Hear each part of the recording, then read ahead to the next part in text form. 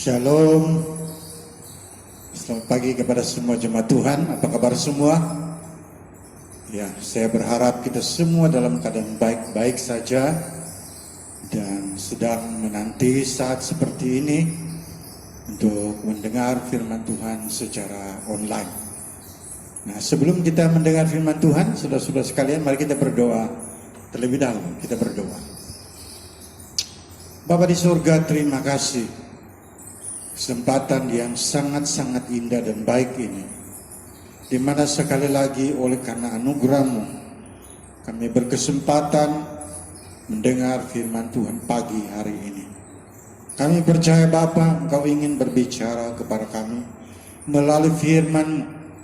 Biarlah Roh Kudus menolong kami sehingga kami peka dan dapat mengerti apa pesan Tuhan kepada kami secara pribadi, sehingga firman Tuhan yang kami dengar pagi hari ini sungguh menjadi berkat, malah menjadi titik penting dalam hidup kami yang membawa hidup kami kepada perubahan yang Engkau kehendaki. Terima kasih Bapa, Engkau baik. Engkau mendengar doa kami, dalam nama Yesus kami berdoa. Amin. Ya, sidang jemaat sekalian, mari kita melihat pembacaan firman Tuhan pagi hari ini diambil dari Lukas pasal yang ke-19.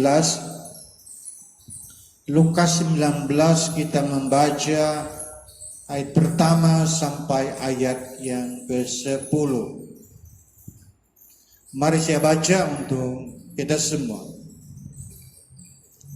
Tema yang tersedia, Zakius. Yesus masuk ke kota Yeriko dan berjalan terus melintasi kota itu. Di situ ada seorang bernama Zakius, kepala pemungut cukai, dan dia seorang yang kaya. Ia berusaha untuk melihat orang apakah Yesus itu, tetapi ia tidak berhasil karena orang banyak, sebab badannya pendek. Maka berlarilah ia mendahului orang banyak, lalu memanjat pohon ara untuk melihat Yesus yang akan lewat di situ. Ketika Yesus sampai ke tempat itu, ia melihat ke atas dan berkata, "Zakius, segeralah turun, sebab hari ini aku harus menumpang di rumahmu." Lalu Zakius turun dan menerima Yesus dengan sukacita. Tetapi semua orang yang melihat hal itu bersungut-sungut, katanya, ia menumpang di rumah orang berdosa.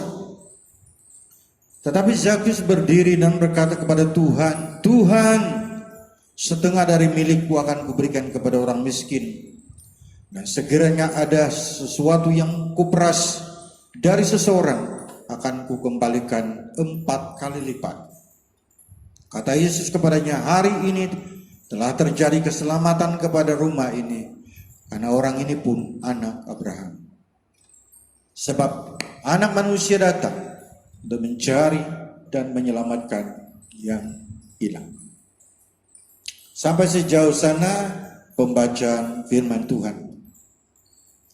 Nah, saudara-saudara sekalian, dari ayat petikan firman Tuhan yang baru kita baca, dan sebagai renungan firman Tuhan yang kita renungkan bersama pada pagi hari ini, temanya ialah tanpa Yesus hidupmu tidak oke. Tanpa Yesus hidupmu tidak oke.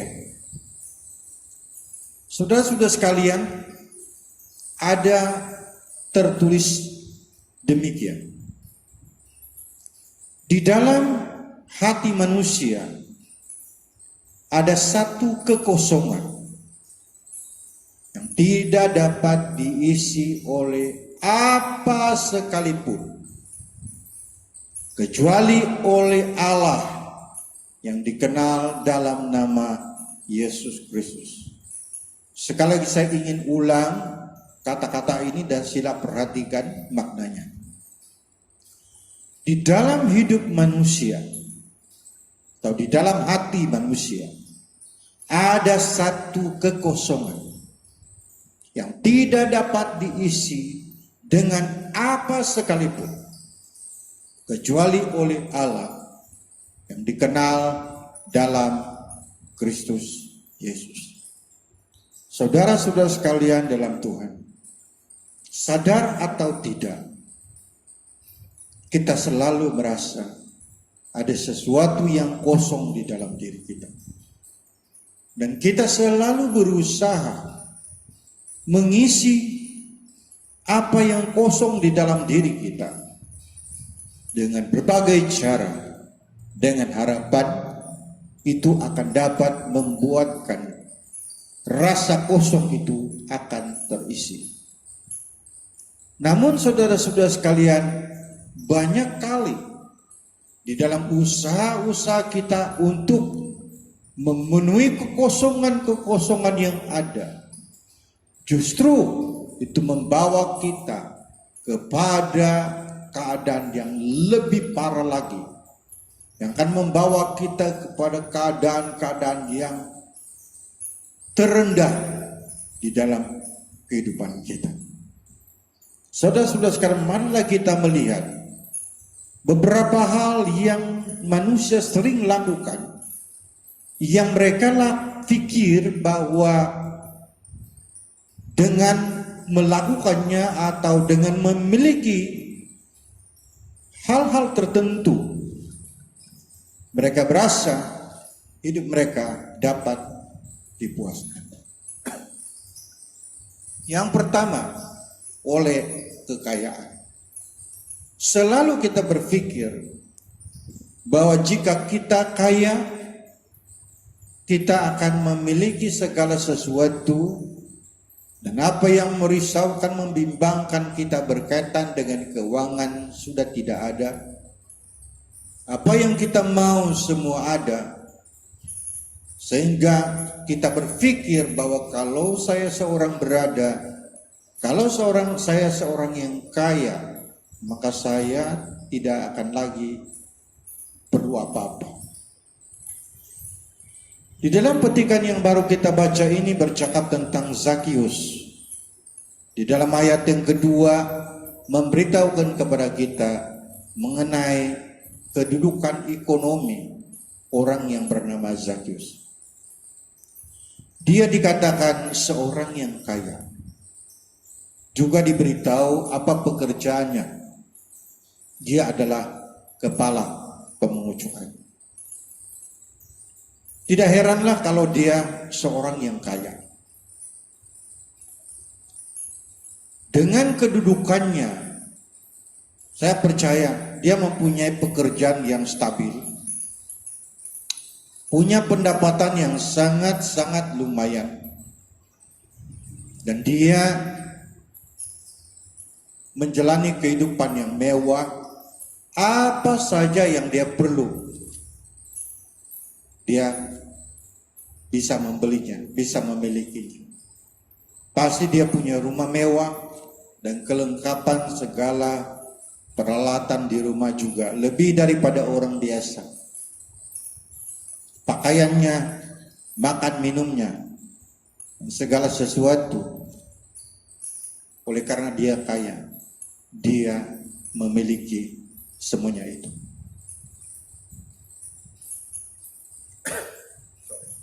Sehingga kelihatan seperti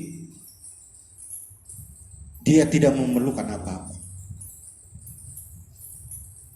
Tetapi Yesus mengetahui bahwa Zakius, meskipun di dalam keadaan serba cukup oleh karena dia kaya, tetapi sebenarnya dia tidak oke. Di dalam petikan ini kita melihat bagaimana dia berusaha untuk melihat siapakah Yesus itu. Sehingga dikatakan dia berlari untuk mendahului orang banyak. Dan sampai dia memanjat pohon ara. Karena dia ingin melihat Yesus. Saya percaya dia sudah banyak mendengar tentang Yesus. Dan dia ingin melihat bagaimana rupa Yesus itu. Dan itu sebabnya dia sampai dia sanggup memanjat pohon ara. Tapi sebenarnya apa yang dia lakukan itu adalah suatu cetusan rasa. Tidak sekadar ingin melihat orang bagaimana kayak Yesus itu.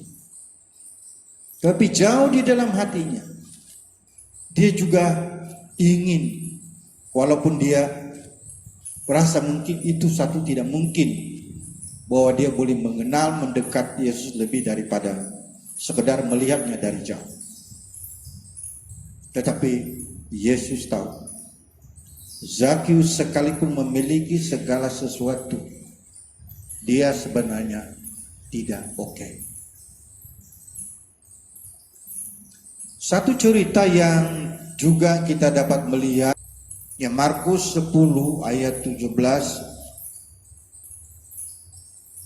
Di sini juga menceritakan tentang adanya satu orang muda. Itu kita boleh lihat dalam ayat yang lain. Di dalam ayat ini dikatakan pada waktu Yesus berangkat untuk meneruskan perjalanannya, datanglah seorang berlari-lari mendapatkan dia dan sambil bertelut di hadapannya ia bertanya, "Guru yang baik, apakah yang harus kuperbuat untuk memperoleh hidup yang kekal?" Saudara-saudara sekalian, siapakah orang ini? Kita boleh melihat itu di dalam Injil Matius 19 ayat, di dalam ayat yang ke-22. Ketika orang muda itu mendengar perkataan itu, pergilah ia dengan sedih sebab banyak hartanya. Jadi di dalam ayat ini memberitahukan kepada kita bahwa orang yang datang kepada Yesus itu adalah orang muda, tetapi dia orang kaya. Wah, luar biasa saudara-saudara sekalian. Ya, kalau orang yang masih muda sudah kaya. Dan sama seperti Zakius, dia memiliki segala-galanya karena dia seorang kaya. Tetapi dia ada satu pertanyaan yang dia tahu bahwa dia tidak akan memperolehnya meskipun dia memiliki segala sesuatu. Dan itu sebabnya kita membaca tadi di dalam Markus 10 ayat 17, di mana orang itu datang berlari-lari dan bertelut di hadapan Yesus dan bertanya, "Guru yang baik, apa yang harus aku perbuat supaya aku memperoleh hidup yang kekal?" Saudara-saudara sekalian dalam Tuhan, kita melihat baik Zakius maupun orang muda yang kaya di sini, mereka ada satu kekosongan. Sebab mereka tahu, sama ada mereka menyadari atau belum menyadari, tetapi yang jelas apapun yang mereka miliki itu tidak dapat memenuhi satu kekosongan di dalam hati mereka. Mereka memerlukan Tuhan. Kita melihat bagaimana Zakius ketika dia bertemu Tuhan Yesus, dia menjadi seorang yang murah hati. Dia membagikan hartanya kepada orang miskin. Dan orang yang pernah dia tipu, dia akan kembalikan 4 kali lipat. Hatinya sudah dipenuhi, bagian hatinya yang kosong sudah dipenuhi oleh kehadiran Tuhan. Sehingga apa yang pernah dia pikir dapat mengisi kekosongan itu melimpah keluar. Harta dan semuanya itu bukan lagi menjadi hal yang dapat dia gunakan untuk mengisi kekosongan. Saudara-saudara sekalian dalam Tuhan, sama dengan sampai sekarang, dimanapun orang-orang berada, orang-orang kaya, hidup mereka tidak oke tanpa Yesus. Walaupun kita melihat mereka seperti oke, malah kadang-kadang kalau kita memberitakan Injil, kita merasa bahwa lebih mudah memberitakan Injil kepada orang-orang miskin. Sebab mereka memang dalam keadaan miskin, sehingga mereka perlu dihibur, perlu diberikan pengharapan. Ya. Karena biasanya mereka seperti itu sangat-sangat terbuka untuk mendengar berita tentang Injil. Dan mereka juga dalam keadaan memerlukan pertolongan. Tapi kalau kita memberitakan Injil kepada orang yang kaya, kadang-kadang kita rasa mereka kan hidup mewah, serba cukup dalam semua hal. Sampai kita pikir mereka Injil pun mereka tidak perlu ini. Tetapi itu hanya andaian kita, hanya spekulasi kita. Realitinya orang kaya pun mereka memerlukan Yesus. Tanpa Yesus hidup mereka tidak oke. Nah, kalau sebentar tadi kita bercakap tentang orang kaya, karena kita bercakap tentang mereka-mereka yang tidak percaya adanya Tuhan, yaitu golongan ateis. Mereka yang tidak percaya adanya Tuhan.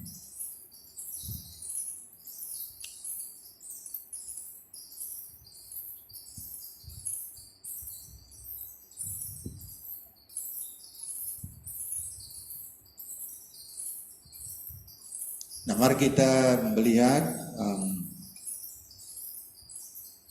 satu ayat di dalam Mazmur 10 ayat 4 sampai 6. Mazmur 10 ayat 4 sampai 6. Kata orang fasik itu dengan batang hidungnya ke atas, Allah tidak akan menuntut. Tidak ada Allah. Itulah seluruh pikirannya. Tindakan-tindakannya selalu berhasil. Hukum-hukummu tinggi sekali, jauh daripada dia, dan ia menganggap remeh segala lawannya. Dia berkata dalam hatinya, aku takkan goyah, aku tidak akan ditimpa malapetaka turun-temurun. Saudara-saudara sekalian dalam Tuhan, kita lihat kembali ayat yang keempat. Tidak ada Allah. Itulah seluruh pikirannya. Saudara-saudara sekalian, dewasa ini semakin banyak orang memilih untuk menjadi ateis. Mereka memilih untuk percaya bahwa Allah itu tidak ada. Ya. Mereka berkata Tuhan itu tidak ada. Itu, dan apakah mereka dulunya belum punya agama atau mereka dari agama apapun latar belakangnya. Sudah banyak yang menjadi ateis. Ya. Mereka tidak percaya adanya Tuhan. Ya, bukan mereka tidak percaya Tuhan, mereka tidak percaya adanya Tuhan. Ya. Mereka berpikir bahwa agama, ya,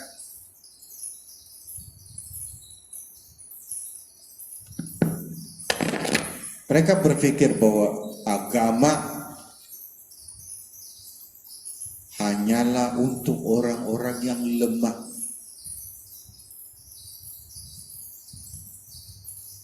Yang mau berseru, oh Tuhan tolonglah aku, itu dan ini. Mereka bilang ini orang-orang yang beragama ini lemah, lembek.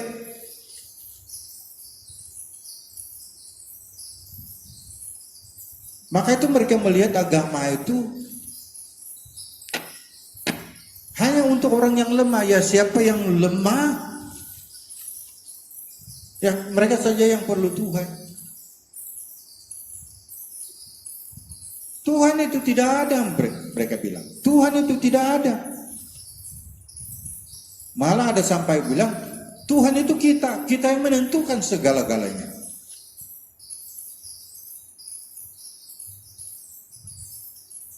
Malah mereka berpikir agama itu hanya menyekat kebebasan. Mereka tidak mau mendengar jangan ini, jangan itu dan sebagainya, seperti ada yang dalam ajaran agama.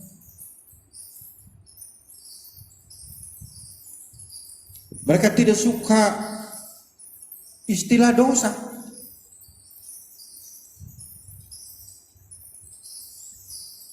Karena menurut mereka istilah-istilah seperti itu hanya membuatkan manusia rasa bersalah. Maka mereka berpikir kalau supaya tidak rasa bersalah, ya maka saya tidak mau dengar itu. Itu semua karut, itu semua tidak benar, itu semua bohong. Allah itu tidak ada. Dan sebagainya. Dan mereka menggantikan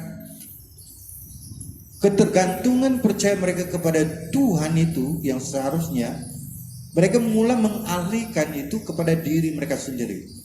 Mereka membangun rasa yakin, rasa confident itu melalui seminar-seminar, melalui amalan-amalan tertentu untuk membina keyakinan diri.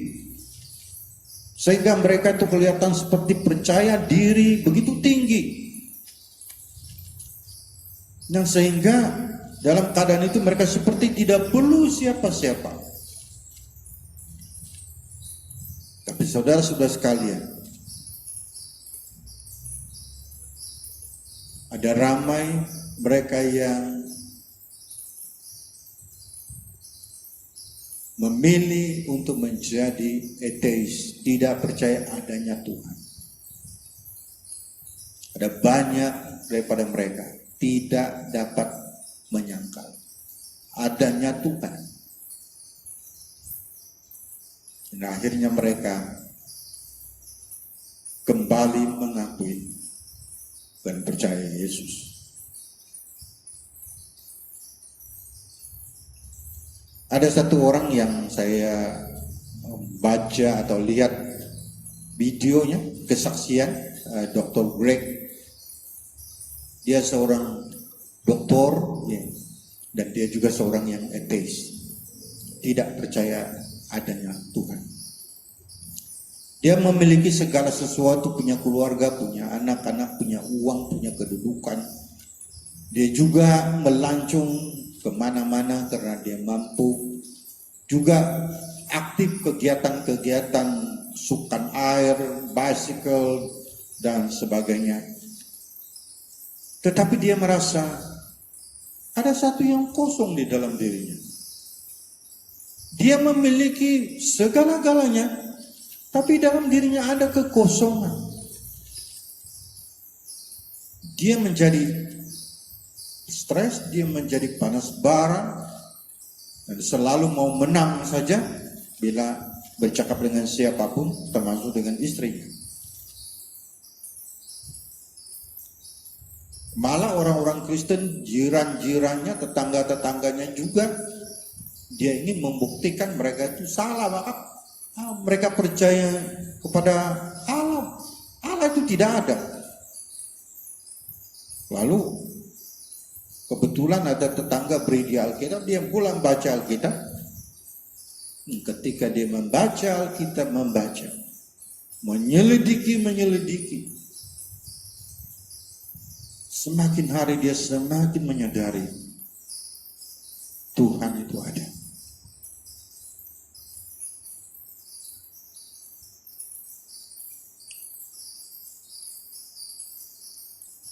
Malah saudara-saudara sekalian, satu kali karena dia dokter, ada pasien yang datang dari Mintarawati.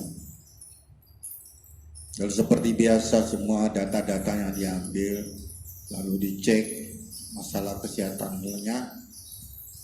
Lalu Dr. Greg ini bertanya, ada apa-apa pertanyaan? Lalu orang itu bertanya, sudahkah engkau menerima Yesus? sebagai Tuhan dan Juru Selamat. Dokter ini terkejut dan dia tidak respon, malah stafnya, nurse juga dengar apa yang dikatakan oleh orang itu. Dan dia keluar dari kamar itu dan dia tidak lagi bertemu dengan orang itu. Ya. Kemudian pada satu malam setelah dia membaca semua kitab dan dia yakini, lalu dia membuka hati. Dia berdoa dan membuka hatinya menerima Yesus dan mohon pengampunan dari segala dosanya. Pada keesokan paginya ketika dia bangun, dia merasa ada sesuatu yang baru. Dia merasa tenang, penuh damai sejahtera. Dan dia tidak lagi panas barang, dia penuh dengan sukacita yang luar biasa. Itu karena kekosongan di dalam hatinya yang selama ini dia coba isi dengan segala macam, tetapi tidak dapat mengisinya. Justru semakin mengisinya semakin kosong. Ketika dia membiarkan Tuhan Yesus masuk dalam hidupnya, Yesus memenuhi setiap kekosongan dalam hatinya, dan sehingga dia menjadi percaya Tuhan. Ada banyak dokter yang dapat kita katakan yang sebelumnya seorang ateis, tapi akhirnya percaya Tuhan.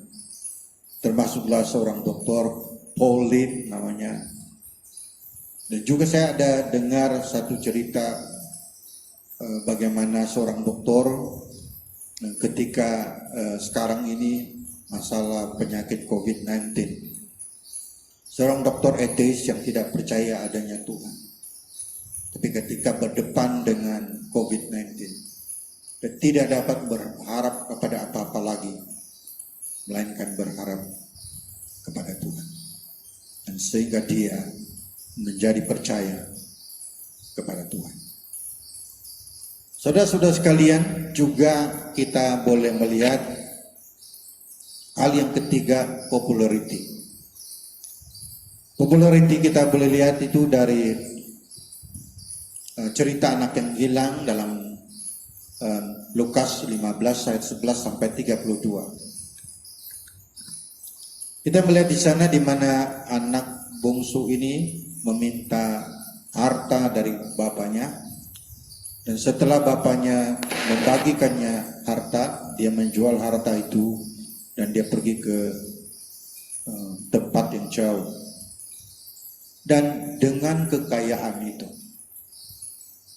oleh karena dia baru menjual tanah, dia seorang yang kaya, dia seorang yang berada.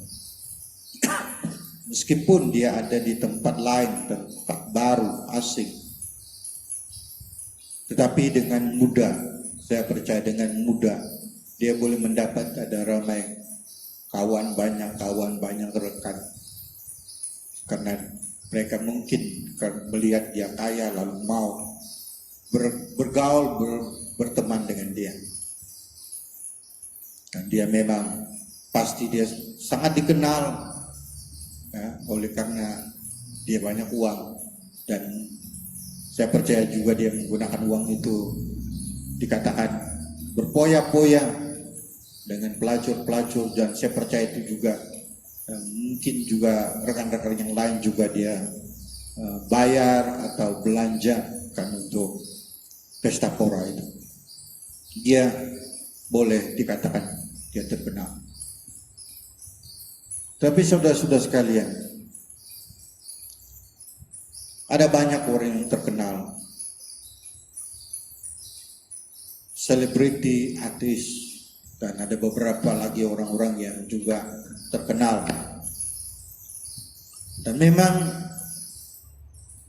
pada zaman sekarang ini itu banyak orang ingin menjadi artis, menjadi selebriti, ya, karena orang tertarik dengan kehidupan mereka yang begitu glamour, Mereka begitu terkenal, begitu banyak fan.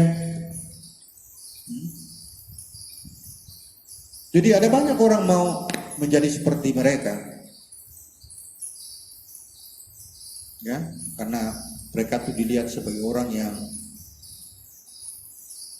berpengaruh, mereka begitu diperhatikan, pakaiannya mungkin orang mau ikut bagaimana pakaiannya dan sebagainya. Ya, mereka hidup terkenal, mereka tampil di stage dengan begitu keyakinan, begitu menarik. Wah, mereka ambil foto dengan pose-pose yang menarik, ya. Dan ada banyak fan-nya, wah, hebat. Namun saudara-saudara sekalian, bila kita melihat kehidupan mereka yang artis, selebriti, banyak di antara mereka hidup dalam ketakutan. Banyak di antara mereka hidup dalam stres, dalam depresi, ada banyak saudara-saudara sekalian. Sebab mereka harus bersaing dengan yang lain. Mereka harus bekerja keras. Dan apabila ada selebriti, artis-artis yang mulai muncul, mereka melihat sebagai ancaman dan mereka tidak selesa. Dan mereka harus bekerja keras melakukan lebih lagi dan lebih lagi. Dan ketika mereka tertekan, dan inilah yang kita lihat, orang-orang artis-artis selebriti sangat dekat dengan alkohol, sangat dekat dengan pergaulan bebas. Ya, kawin cerai sudah menjadi suatu yang lumrah, dan mereka juga sangat dekat dengan dada.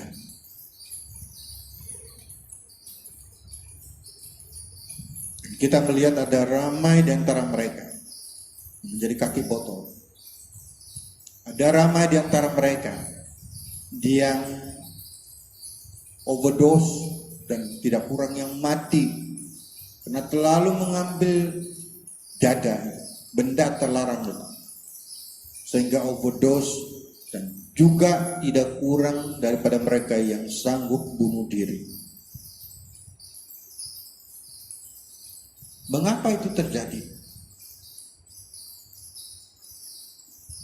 Bukankah mereka populer, banyak fan? Bukankah mereka orang berada, menjadi perhatian, menjadi idola? Apalagi yang kurang? Yang kurang ialah kekosongan di dalam hati mereka tidak dapat diisi dengan apa sekalipun.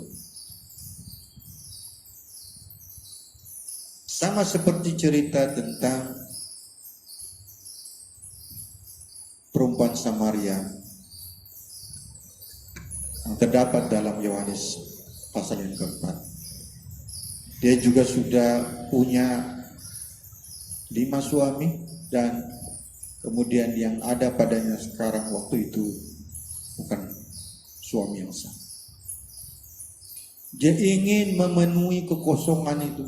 Dia melampiaskan segala keinginannya. Tetapi Yesus berkata, barang siapa minum air ini, ia akan haus lagi. Dalam arti kata, kamu tidak akan puas dengan ini. Kekosongan dalam hatimu tidak dapat dipuaskan dengan apa yang kamu lakukan, kecuali kamu minum air yang kuberikan. Dan air yang kuberikan akan menjadi mata air yang memancar sampai hidup yang kekal. Kemudian yang keempat juga kita lihat dari Lukas 15, 11 sampai 32, petikan yang sama. Namun kita melihat dari sudut lain, yaitu kehidupan yang bebas. Kita melihat bahwa anak bungsu ini sebelumnya bersama dengan orang tuanya. Dan dia tidak bebas. Dia ingin kebebasan. Dan itu sebabnya dia ingin keluar dari rumah bapak. Dan sebelum itu dia minta uang dan dia minta hartanya, dia jual, kemudian dia pergi. Apa yang dia sebenarnya mau ialah dia ingin hidup bebas. Supaya dia dapat melakukan apa yang dia mau. Ya. Bapaknya tidak dapat melihat, tidak dapat menegur. Dia ingin kebebasan yang sebebas-bebasnya.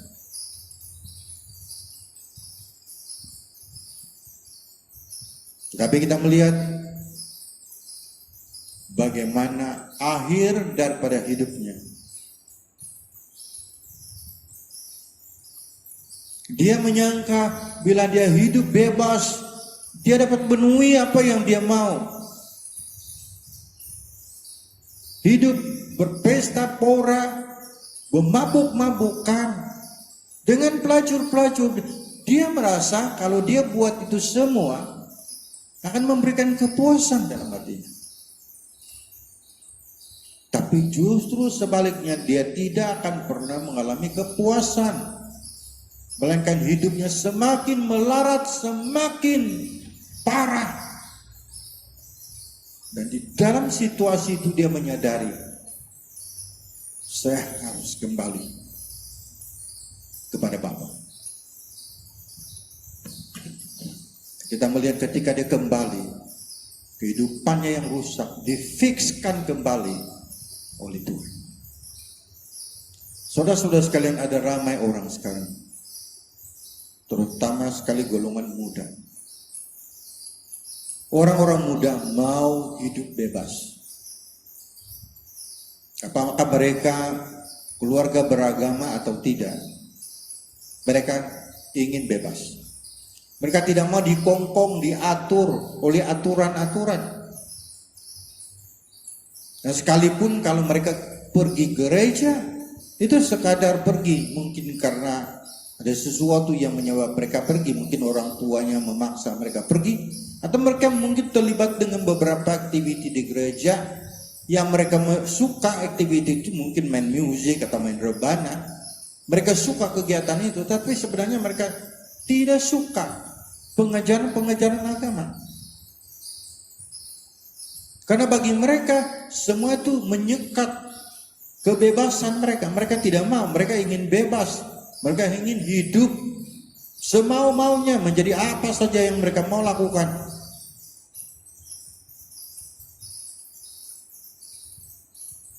Mengapa mereka buat semuanya itu? Karena mereka berpikir bahwa jika mereka melakukan itu, mereka akan mengalami kepuasan. Mereka akan dapat memenuhi keinginan daging yang ada. Tetapi itu hanya andaian, hanya spekulasi, hanya suatu harapan. Tapi apakah benar bila mereka melakukan itu, mereka akan mengalami kepuasan? Tidak, mereka tidak akan mengalami kepuasan. Kepuasan itu hanya sementara. Dan rasa kosong, rasa kotor, rasa segala macam rasa yang tidak enak, itu berpanjangan, bersarang, bertumpuk di dalam hati.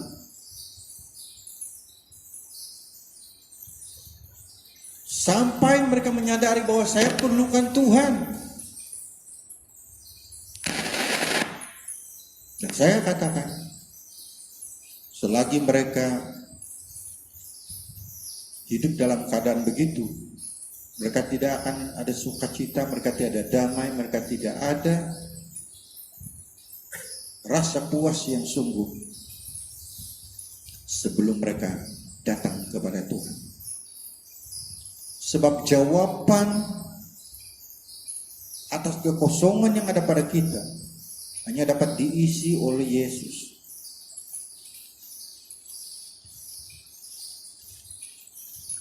Karena kita adalah orang-orang berdosa, manusia berdosa.